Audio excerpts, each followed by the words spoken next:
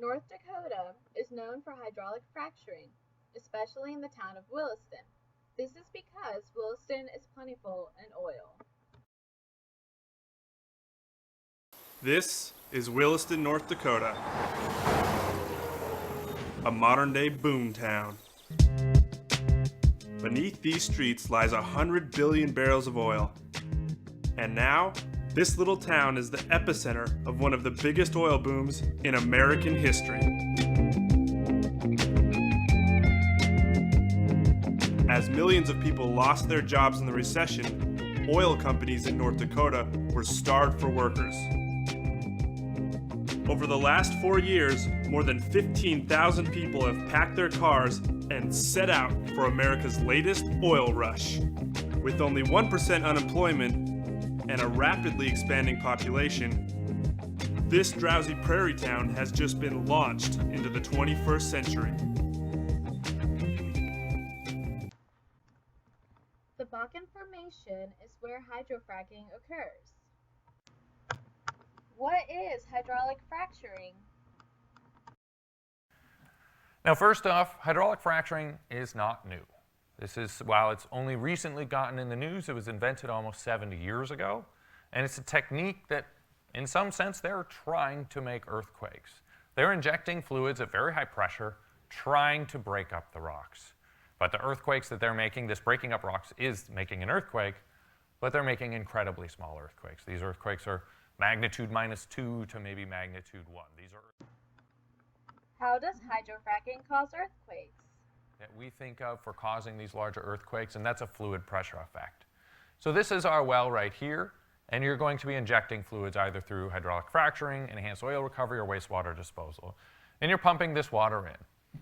And most of the time, frankly, nothing happens. The water goes in and you never see it again. But on occasion, there's a hydraulic connection. There's a way for the water to get from this reservoir that you're injecting into a fault. And so as that water flows into the fault, it actually raises the fluid pressure in the fault. And so in some sense, it pries the fault apart, resisting the forces that are clamping it together. And so by prying it apart a little bit, there's less friction to resist slip, or less resistance to producing an earthquake. And so this is sort of how we imagine earthquakes being induced by fluid pressure. Is basically you're making it a little bit easier for an earthquake to fail, or an earthquake to happen. And if you're close to failure, you're probably going to get earthquakes. Now, an important thing to think about, though, is the fluid doesn't have to get all the way from the well to the fault. It is merely the fluid pressure. If you think about the brakes in your car, when you step on the brake pedal, it's not that the brake fluid goes all the way from your foot to the brakes on your car. It's just the compression that is going all the way there. It's just that fluid pressure. And so this way, the effects of a well can be felt much further than you might think.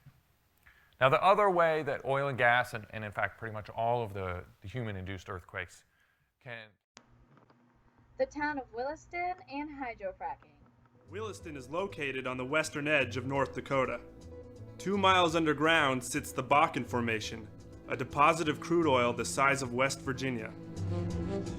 2 new inventions, hydrofracking and horizontal drilling, have given oil companies new access to the Bakken and unleashed a drilling frenzy. 2,000 new wells are going in this year, and when fully developed, an estimated 40,000 wells could cover the region. Drilling spread faster than anyone expected. Oil workers speak out about working in Williston. Because there's nowhere to live, temporary housing developments for oil workers have sprung up all over North Dakota. These man camps are filled with men who depend on big oil, whether or not they support the industry. I'm making real good money, most money I ever made in my life. I'm blessed. Place to stay, place to eat.